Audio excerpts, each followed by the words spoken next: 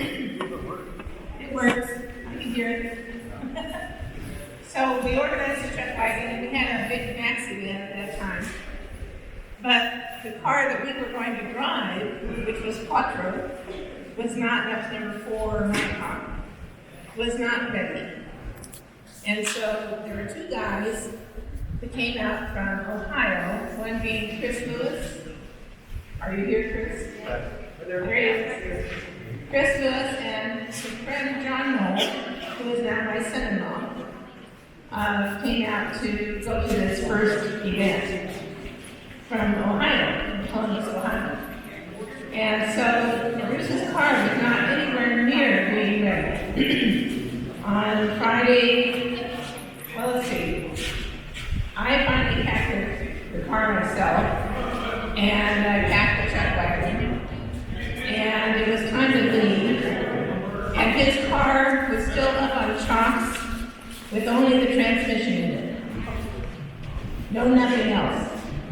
And so Chris Lewis and John Knoll stayed up 2 days and 2 nights to get this car put together. And like I said, I had to leave because I couldn't. People were here. And it was our very first event. And I said, okay, I'm going. And so I got her Brittany, and I came down here, and it was nothing like this. It was just a campground.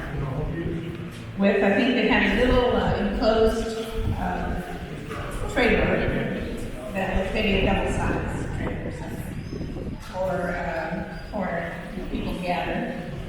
And so at any rate, we got there after dark, and there were probably, I don't remember, but probably about 23 cars maybe here. And they were sure happy to see me drive up, because they thought that we'd taken their money and we weren't going to get money for it. And so at any rate, the next morning we got up, and all the cars parked out here in the semicircle. And I looked at my list of people, and of course Bruce still wasn't here. And I looked at my list of people, and I picked the prettiest car, and with a single driver. And so that was Doug Meyer, who said, oh, this is wonderful, because I picked him to ride with and said, we're going to be the leader now. I pre-run this with Bruce. And so he said, he was a magazine writer. And he said, I always wanted to do an interview anyway. So we interviewed while we drove, and we went up this road up to Julian, and turned left at Manor, and went across the mountains,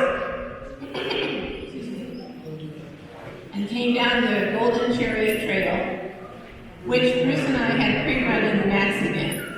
So if anybody's been on that trail, that was something. That was the kind of thing he would do. You know, I had no choice. Hold on for dear life, technically. And when I saw all those buggies behind me coming down that serpentine road, my heart just went through that. It was just overwhelming. And then we got back here, and we decided to do the awards that afternoon. And lo and behold, during the awards, in drives Quattro with Bruce and all the other boys. And they made it. And then they led the squeeze and the drop-off the next day. In that car, it was just married together. Married. And that was the very first event. And it has just mushroomed from there. Now at Big Bear we have over 300 cars sometimes, which is a bit overwhelming. And I haven't met you all because I've been really busy in those years with the Manx store and taking care of Bruce. And he was really ill the last year, but we didn't really know what was wrong with him. He was 94, after all, you know, a lot of 94-year-olds take naps. But that's what I mean by being ill. He just didn't have the gas to do what he wanted to do, so he didn't spend a lot of time out in the shop. And of course, we couldn't go anywhere because of COVID, so that part was probably good.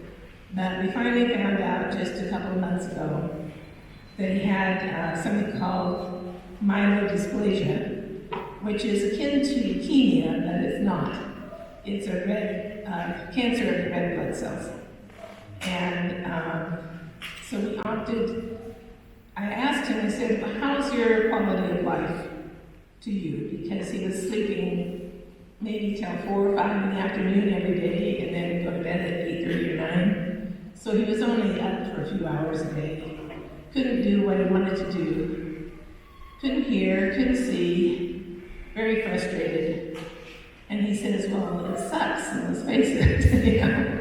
And so I said, well, there is no cure for this disease.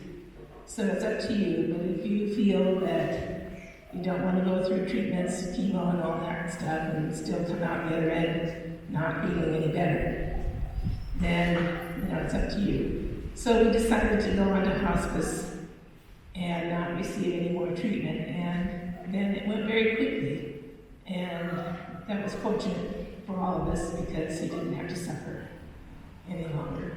But I appreciate so much all the love from every one of you. Thank you.